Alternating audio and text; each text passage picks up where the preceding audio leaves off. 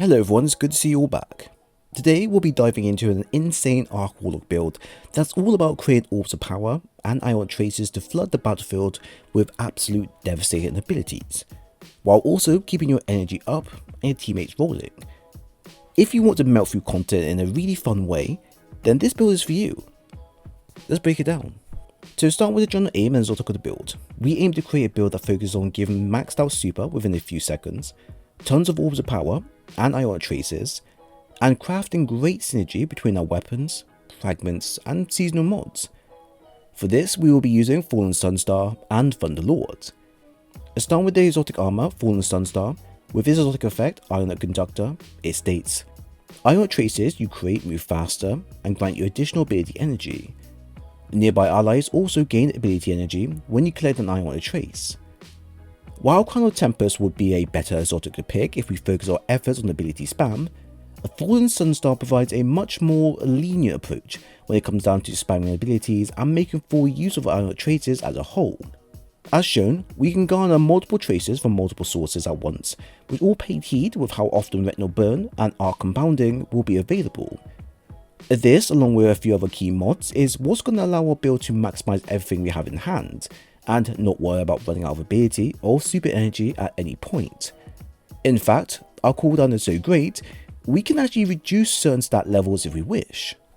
Our second exotic is Thunderlord, with his exotic effect, Reign of Havoc, which states, a final blows with a weapon generates stunning lightning strikes from above, strong against overload champions. So I chose Thunderlord as it's one of the better exotics to use and pick when paired up with anything arc based. With its high rapid damage over time, it's not only great against major threats we face, but also will be handy to produce Ionic traces when we use Spark of Discharge and trace evidence as active as possible. Now, if you wish, you can add on the Grand Overture for more damage over time and its unique blind plus arc compound effect, but ultimately this will depend on what your other weapons will be. Personally, I would stick with the Thunderlord for his ease of use, but also if you don't have the Thunderlord, any random legendary art machine gun is good to go as well. For aspects and fragments, we then have the following. Arc Soul, where using your Rift will generate an Arc Soul that fires at targets. Electric Stat in Mind, where defeating a target with arc abilities, but all jolt targets creates Ionic traces. Collecting traces makes you amplified. A Spark of Shock, where your arc grenades jolt targets. Spark of Discharge, where arc weapon final blows have a chance to create Ionic traces. A Spark of Ions, where defeating a jolted target creates Ionic traces, and Spark of Amplitude, where being amplified and rapidly defeating targets creates Orbs of Power. Similar to the few Arc builds we have already done, most of the change-up involved will focus on the increasement of Ionic traces and Orbs of Power created in the base build. Now, I have applied Spark of Discharge towards our build, since we have at least 3 to 4 ways to create Ionic traces as we go. As I've applied a weapon that can trigger jolt quite easily, and a heavy weapon that will apply massive damage over time and gain ammo back, this fragment is key for making this build a powerhouse when Fallen Sunstar is active. A Spark of Amplitude, on the other hand, is one fragment that I believe most players are 50-50 for. While getting rapid multi-kills are quite easy to achieve with the right weapons in hand, many might say just use a Cypher mod for that instead. While this is true, and we are using one, I want to make sure the build's already fast super cooldown is increased even more while we play. I want to make sure the build felt powerful and yet rewarding for the amount of damage we do over time. This I feel has worked out pretty well, as we're getting a whole swarm of bonuses back that all generally play into the build, and gradually pays off, such as Ionic traces feeding into Elemental Charge, which then feeds into Trace Evidence and Retinal Burn, which then feeds into Arc Compounding and the ability to get a cooldown and so forth. It all pays off well, without you needing to do too much. For the mods and stats, we then have Resilience and Discipline marked with the highest priorities for the build. Recovery is also important at tier 6 along with Strength, but naturally can be left as we are using Ionic traces within the build. So Resilience we have ours at tier 10 for a 30% damage reduction. I've added Concussive Dampener mods to assist with additional splash damage applied, and that can be generally it, unless you add on the Spark of Resistance fragment for the extra 25% damage reduction. This is optional of course, as you will probably need to go ahead and sacrifice a fragment just to slip the other one in. A Discipline we then have ours at tier 10 for 1 minute 1 second cooldown via Pulse Grenades. Pulse Grenades are great for this build when paired up with Ions and Shock since it will jolt targets, apply big damage over time, and most importantly, provide a wealth of Ionic traces as we play. Of course, freedom of grenades are down to you, as I can also see storm grenades being useful for their spread damage and a quick burst. Now, considering that we are getting a lot of grenade energy back from traces created, it's very much possible that you can have this stat at a tier 7 or 8 and still get a rapid cooldown with little effort. Keep this in mind if you wish to be more flexible over time and also want to spread some of your stats levels over. Now, here are some of the other additional mods for further cooldown along the way. Impact Induction ×1 for a 12% grenade buff, Momentum Transfer ×1 for a 12% melee buff, Bolstering Detonation ×1 for a 12% class ability buff, and Distribution ×1 for a 3% all ability buff, although swapping this out for the Reaper mod may be more beneficial if you want even more Orbs of Power created. Now for the extra additional mods, we then have the following.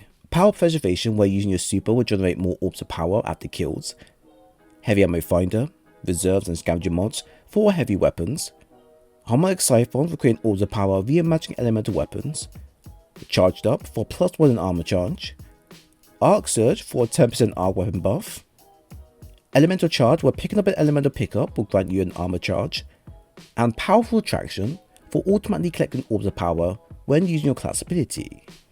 So as we have covered our exotic heavy weapon, I will then advise you to pick some suitable weapons for the build. Like always, what I recommend are all optional, so please keep this in mind. Our primary is the Lost Signal with Autoload Holster and Vorpal weapon. While this is a overused weapon that everyone mains, including me, its strength when tied in with the Concussive Reload mod is nothing to overlook. Its quick burst of damage is enough to weaken the most hardened enemies we face, which is perfect when paired with a rapid fire weapon to quickly dispatch anyone we face. Of course, if you have the Retinal Burn and Arc Compounding mod, then this weapon is kind of not needed in most cases. Personally, I would keep this for now, but then swap to the Patron on Lost Causes Scout Rifle with Triple Tap and Vorpal, as it can at least be useful against the endgame barriers and playing it more slowly, if you use it in GMs etc. Our second primary, we have the Noxus Vetiver with Attrition Orbs and Jolting Feedback. Quite a good SMG perk combo to pick that works out really well for the given build. Attrition Orbs is handy for creating Orbs of Power for allies, and also trigger Retinal Burn blind effect, which will then lead into Arc Compounding and Trace Evidence effects. Jolting Feedback is good against overloads, handy for applying additional damage over time, and actually works with Electrostat in mind for multiple Ionic traces as we go. Only thing it lacks is the range and reload speed, but this can be overly compensated with other weapons within our kit. I actually highly recommend you try this weapon out, as it's actually really good and it actually feels quite smooth to fire. While producing tons of Orbs of Power has its merits for us and our allies, I believe the fast super regeneration combined with Ionic traces becoming more prominent is the real benefit that players will look forward to the most. With thanks to the recent roaming super buff, which allows us to garner super energy much faster than ever before, we can use our super to make short work of the minor to major enemies within our path.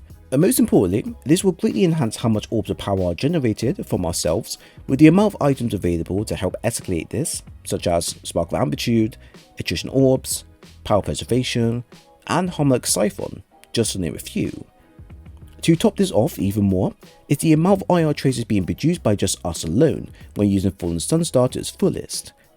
From grenades to fragments to weapons, everything we have on hand will produce up to 3 IR traces at once back to back, with little cooldown provided. Since our abilities will greatly get enhanced by the traces as well, this will affect our allies with a shared amount of rapid cooldown just from our antics alone, so all of this does pay off quite handsomely for us and our teammates.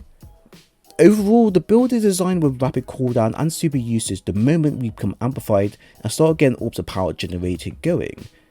While it may look like its main benefits are solely locked for lower content, it can function quite well in endgame content as well, as long as you make a few adjustments for the damage reduction and make sure you focus on the weakened enemies first before anything else. This build is worth keeping on record for this season alone, and probably next season as well. So there we have it. I hope you all enjoyed the build breakdown. If you have any thoughts on the content shared, then please leave a comment below. While if you enjoy the content and want more of these videos, then leave a like and a sub while you're here. A dim link for the build is located below in the pinned section, and I do advise you to check out my playlist for more. It was great sharing today's video with you all, and I hope to see you again soon.